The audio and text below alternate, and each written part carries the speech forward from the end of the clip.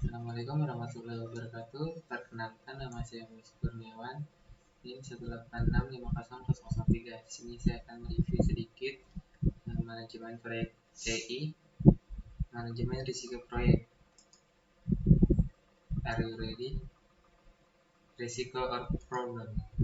Masalah problem secara waktu timbul dari aktivitas keputusan yang dilakukan pada masa lalu sehingga saat ini sudah terjadi dan menjadi sudah diketahui dampaknya. Sebagai contoh, macet di Jakarta merupakan gambaran dari masalah karena sudah terjadi pada kondisi saat ini dan penanganan kedepannya dilakukan oleh manajemen krisis operasional khusus. Risiko. Sementara risiko merupakan kejadian yang belum terjadi, baru merupakan perkiraan akan terjadiannya pada saat nanti. Apakah akan benar-benar terjadi atau tidak tergantung dari penanganan dan tindakan yang akan dilakukan dengan melakukan mitigasi risiko dalam bentuk mengurangi dampak, menerima risiko, membiarkannya, atau mentransfernya. Maka akan diketahui posisi terakhir kondisi risikonya.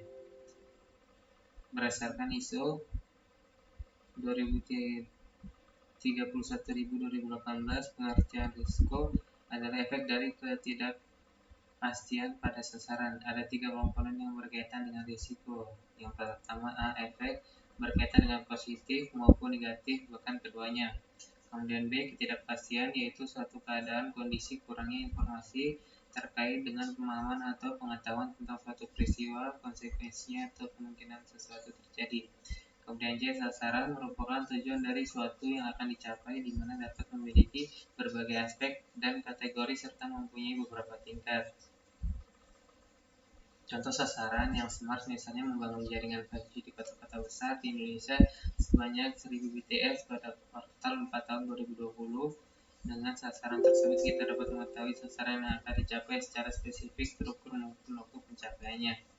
Risiko. Menurut kamus, risiko adalah kemungkinan kerugian atau kecelakaan. Definisi dari risiko proyek adalah sebuah ketidakpastian yang dapat berdampak positif atau negatif bagi proyek. Tujuan dari manajemen risiko adalah untuk meminimalkan potensi risiko negatif sambil memaksimalkan potensi risiko positif.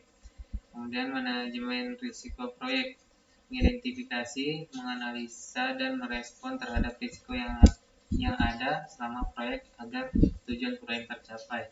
Kemudian manajemen risiko. Manajemen risiko seperti gambar di samping, pengendalian risiko, pendanaan risiko. Ini.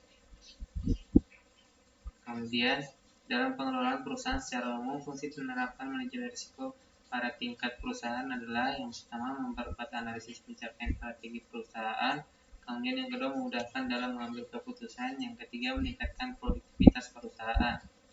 Adapun proses manajemen risiko seperti berikut. Rencana manajemen risiko menentukan pendekatan dan rencana aktivitas manajemen risiko untuk proyek. Kemudian identifikasi risiko, menentukan dan mendokumentasi risiko-risiko yang dapat berdampak bagi proyek. Kemudian selanjutnya melakukan analisis risiko kualitatif, memprioritaskan risiko berdasarkan probabilitas dan dampak dari risiko tersebut. Kemudian melakukan analisis risiko secara kuantitatif, mengkuantitatif kasih dampak dari risiko bagi proyek. Yang selanjutnya merencanakan respon terhadap risiko, pengambilan langkah untuk meningkatkan kecepatan dan mengurangi bahaya bagi proyek, monitoring dan pengendalian risiko. Nah, kemudian perencanaan. Adapun input faktor lingkungan, aset proses organisasi, pernyataan ruang lingkup proyek, rencana manajemen proyek. Kemudian teknik, planning, meeting, and analysis. Kemudian outputnya rencana manajemen risiko, metode, peran dan tanggung jawab, anggaran, waktu, kategori risiko, definisi peluang dan dampak risiko. Adapun identifikasi risiko, yang pertama input, faktor lingkungan, aset proses organisasi, pernyataan ruang lingkup proyek, rencana manajemen proyek, rencana manajemen risiko. Kemudian teknik, documentation, review, brainstorming, Delphi, interview, root cause identification, SWOT, analysis checklist, teknik, diagram, case, effect flowchart. Output, risk register, daftar risiko teridentifikasi, daftar respon potensial, risiko akar penyebab, kategori risiko yang update.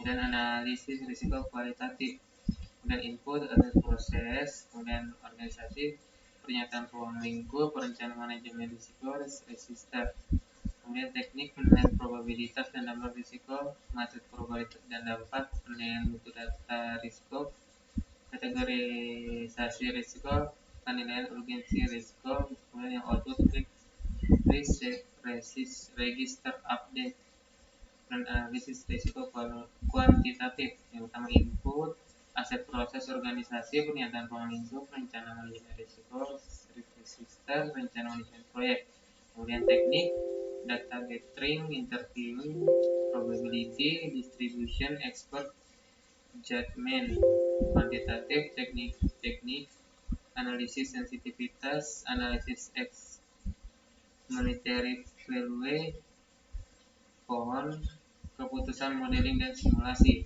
kemudian output, register, updates, analisis probabilistik, proyek, peluang, pencapaian tujuan biaya dan waktu, daftar prioritas risiko, terkuantifikasi, perencanaan risiko, input, risk management plan, risk register, kemudian teknik, strategi untuk risiko negatif ancaman, strategi untuk risiko positif kesempatan, strategi untuk ancaman dan kesempatan, strategi respons kontingen, kemudian output, risk register, update, project, management plan, update, risk related, contractual, kemudian pengendalian dan monitoring risiko, input, risk management plan, risk register, approve change, request, work performance information, performance report, kemudian teknik, risk assessment, risk audits, variance and trend analysis, technical, performance instrument, reserve analysis, status meeting, kemudian output, risk register, recommended correct action, recommended preventive action, organizational process asset, kemudian risiko negatif dan risiko positif. Risiko negatif melibatkan pemahaman terhadap potensi masalah yang mungkin terjadi dalam proyek dan bagaimana risiko tersebut dapat menghambat proyek. Kemudian risiko positif adalah risiko yang dihasilkan oleh sesuatu yang baik karena disebut peluang atau kesempatan.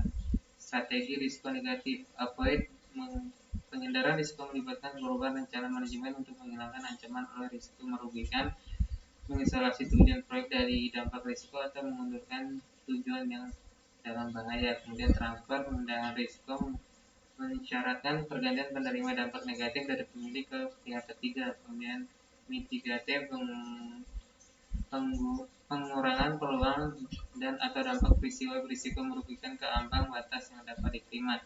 Strategi risiko positif, exploit, strategi untuk memastikan bahwa kesempatan dapat terrealisasi, contoh menugaskan SDM yang lebih berbakat untuk mengurangi waktu penyelesaian atau penyediaan mutu lebih baik dari yang direncanakan.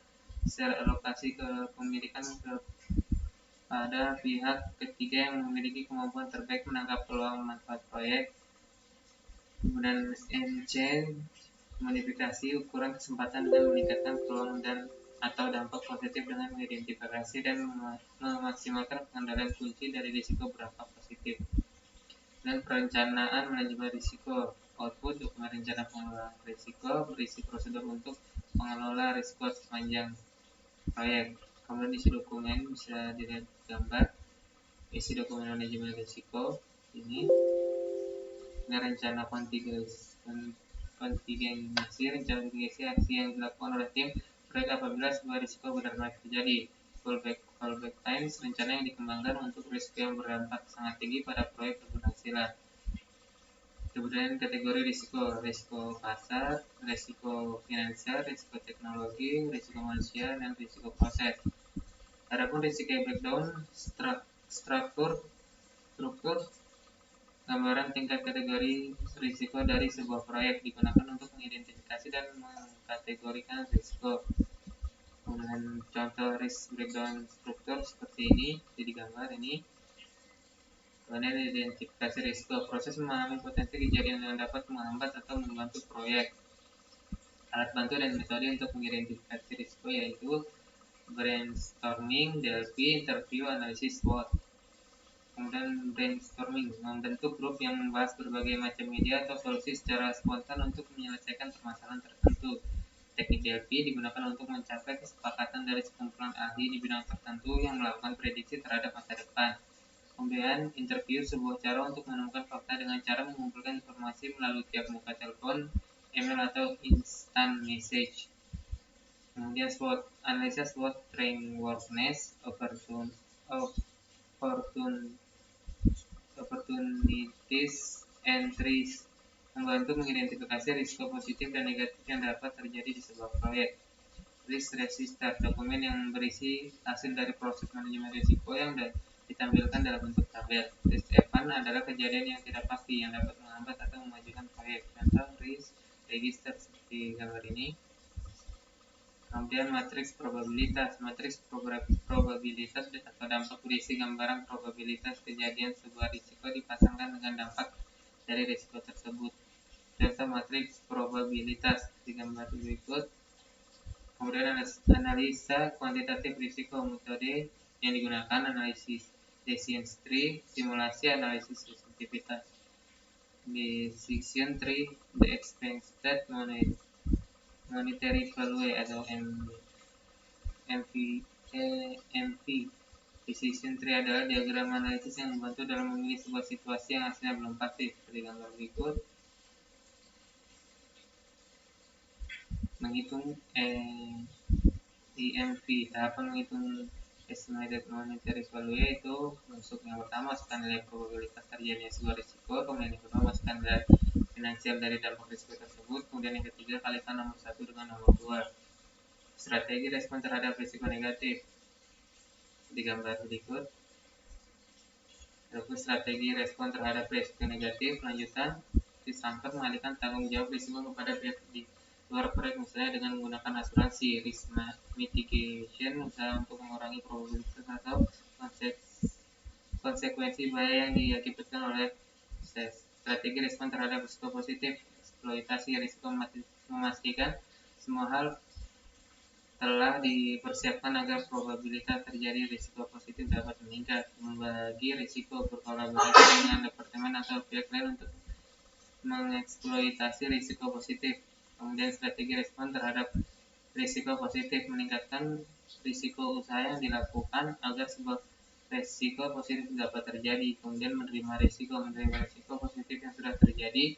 Kemudian risiko residual, risiko yang terjadi setelah memperhitungkan kontrol yang sudah dijalankan dalam rangka mengurangi dampak dari risiko utama. Risiko kejadian perampokan aset barang dalam gudang, risiko ini masih terjadi dengan tingkat yang lebih kecil walaupun sudah dipasang alarm atau CCTV dalam gudang tersebut. Risiko yang tetap ada setelah semua strategi respon telah diimplementasikan.